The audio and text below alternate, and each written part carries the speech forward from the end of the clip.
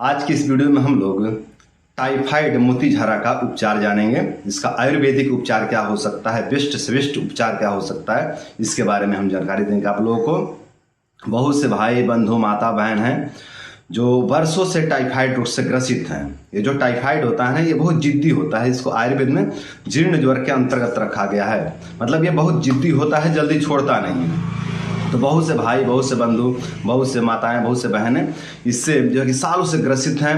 बार बार जो है कि जांच करवाते हैं, बार बार डॉक्टर बदलते हैं, बार बार दवाइयाँ बदलते हैं, लेकिन इससे मुक्ति नहीं मिलता है। और हमेशा ही इनको बुखार बना रहता है। कभी बुखार थोड़ा कम होता है, कभी चढ़ जाता है और कभी ठीक भी हो जाता है 2-4 दिन के लिए। इस तरह का लक्षण मिलता है कि कभी कभी 2-4 दिन के लिए ठीक भी हो जाता है, पर परमानेंटली जो है कि इसका समाधान नहीं मिलता है और इससे जो है कि वर्षों से पीड़ित हैं। तो अगर आपके साथ इस तरह की समस्या हो रही है कि आप वर्षों से टाइफाइड रोग से ग्रसित हैं और आप बार बार डॉक्टर बदलते हैं, बार बार दवाइयाँ बदलते हैं, बार बार जांच करवाते हैं, लेकिन आपको टाइफाइड से मुक्ति नहीं मिल रहा है, तो आज का ये वीडियो धैर्यपूर्वक देख लीजिएगा, पूरा ध्यान से देख लीजिएगा। अगर ये वीडियो ध्यान से देख लेते हैं तो आपको टाइफाइड रोग से मुक्ति मिल जाएगा। जो मैं उपचार बताने वाला हूँ इस वीडियो में, उसको फॉलो कर लीजिए, आपको टाइफाइड से जरूर मुक्ति मिलेगा। अब इससे बेस्ट टाइफाइड का कोई उपचार नहीं हो सकता। जहां तक मैं समझता हूं कि ये टाइफाइड का बहुत सहज और बहुत बेस्ट उपचार है। एक तो सस्ता भी पड़ेगा आपको और बहुत आसानी से आपको टाइफाइड से मुक्ति मिल जाएगा। थोड़ा धैर्य रख के चिकित्सा करना होगा। चिकित्सा के दौरान आप जल्दबाजी नहीं करेंगे, धैर्य रखेंगे, आपको टाइफाइड से मुक्ति जरूर मिलेगा। तो चलिए आप बात करते हैं कि टाइफाइड का मूल कारण क्या है। थोड़ा कारण को समझ लेते तभी तो निवारण हो पाएगा। बिना कारण को समझे आप निवारण नहीं कर पाएंगे, ठीक है। तो अगर कारण की बात करें तो दूषित खाना खाने से तथा दूषित पानी पीने की वजह से पेट में सैल्मोनेला टाइफी नामक बैक्टीरिया का संक्रमण हो जाता है, जिसके कारण टाइफाइड रोग से ग्रसित हो जाता है व्यक्ति।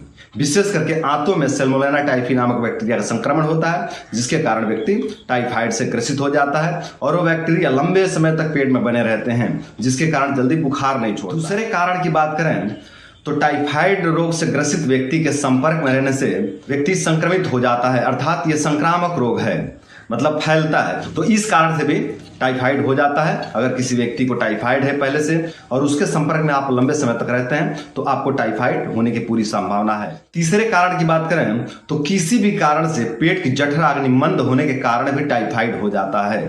कृपया ध्यान दें, टाइफाइड होने के वजह से भी पेट की अग्नि मंद होती है और पेट की अग्नि मंद होने की वजह से भी टाइफाइड हो जाता है। तो अगर किसी भी कारण से आपकी पेट की जठराग्नि मंद हो गई है तो आपको टाइफाइड होने की पूरी संभावना रहता है या फिर टाइफाइड हो जाता है। क्योंकि जब पेट की जठराग्नि मंद हो जाती है ना, तो बैक्टीरिया से नहीं लड़ पाता है शरीर। क्योंकि जो पेट की जो अग्नि है, जो जठराग्नि है, वही वायरस से, बैक्टीरिया से, कीड़े से, मकोड़े से और टॉक्सिन से लड़ने की क्षमता रखती है। वही आपके शरीर को जो है कि बचा कर रखती है वायरस से, बैक्टीरिया से, कीड़े से, मकोड़े से और टॉक्सिन से।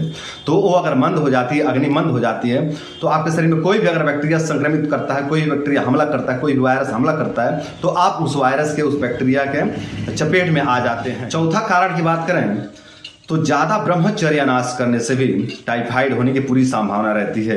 अगर आप ज़्यादा ब्रह्मचर्य नाश करते हैं तो इससे आपकी जीवनी शक्ति नष्ट हो जाती है, आपकी अग्नि नष्ट हो जाती है, आपका बल नष्ट हो जाता है, आपका ओज नष्ट हो जाता है, आपका तेज नष्ट हो जाता है, जिसके कारण कोई भी वायरस, कोई भी बैक्टीरिया, कोई भी बीमारी, कोई भी संक्रामक रोग, किसी भी तरह का टॉक्सिन्स आपके शरीर पर तुरंत हमला कर देते हैं और आप उसके चपेट में आ जाते हैं।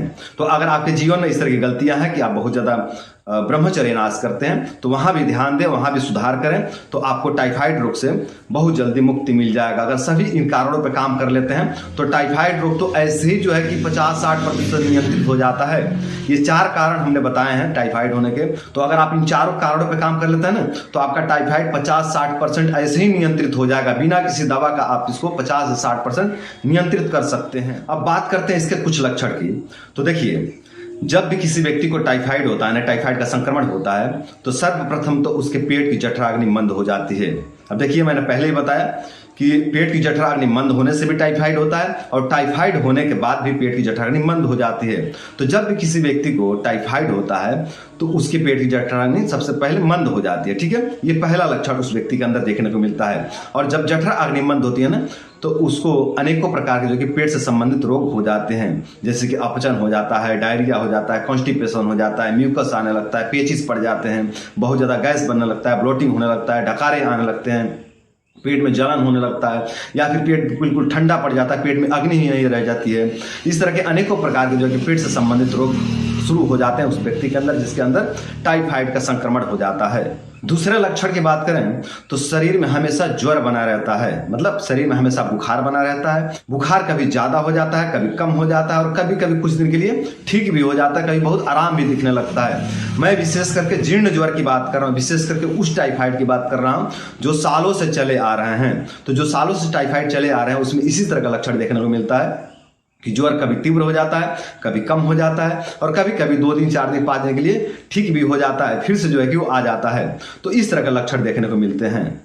तीसरे लक्षण की बात करें तो बहुत ज़्यादा कमजोरी, बहुत ज़्यादा थकान, बहुत ज़्यादा सुस्ती रहने लगता है। जिस भी व्यक्ति को टाइफाइड हो जाता है उसके शरीर में एनर्जी ही नहीं रह जाती है, वो हमेशा थका थका सा, उदास उदास सा, निराश निराश सा रहता है। उसका डोपामाइन भी लो हो जाता है, सीरोटोनिन भी लो हो जाता है, जिसके कारण उसका मानसिक शक्ति भी क्षीण हो जाती है, पेट की शक्ति भी क्षीण हो जाती है, और हमेशा थका थका सा, उदास उदास सा, निराश निराश सा रहने लगता है। जिस व्यक्ति को टाइफाइड हो जाता है वो व्यक्ति, जिस व्यक्ति को टाइफाइड हो जाता है उस व्यक्ति का शारीरिक तथा मानसिक बल दिन प्रतिदिन नष्ट होते जाते हैं, और शरीर का क्षय होते जाता है, यादाश्त शक्ति नष्ट होते जाती है, मतलब कुछ भी स्मरण नहीं रहता, कुछ भी ध्यान में नहीं रहता, कुछ भी याद नहीं रह जाता, मतलब मानसिक शक्ति बिल्कुल क्षीण हो जाता है। सर में दर्द या फिर सर में भारीपन भी रहने लगता है। जिस व्यक्ति को टाइफाइड हो जाता है उस व्यक्ति के सर में या तो भारीपन रहेगा, हमेशा भारीपन बना रहेगा, या फिर हमेशा दर्द बना रहता है। तो दोनों ही तरह का लक्षण देखने को मिलता है। कुछ लोगों में केवल भारीपन बना रहता है और कुछ लोगों में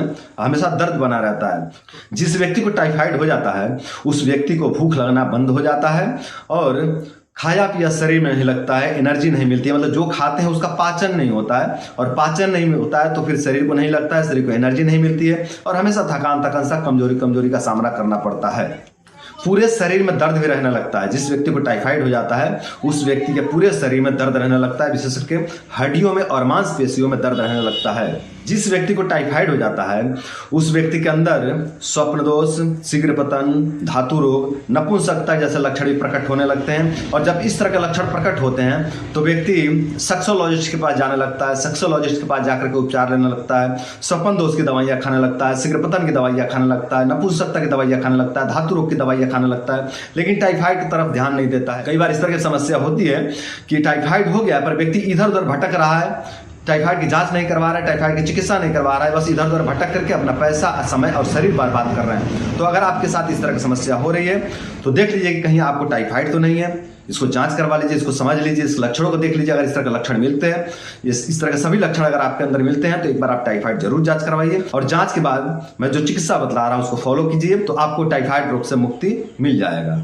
तो ये थे टाइफाइड रोग के कुछ लक्षण तो और भी बहुत सारे होते हैं, लेकिन सभी लक्षणों को अगर बताने लगे तो वीडियो बहुत बड़ी हो जाएगी। हमने कुछ मोटे मोटे लक्षणों की बात की हैं, कुछ मुख्य लक्षणों की बात की हैं।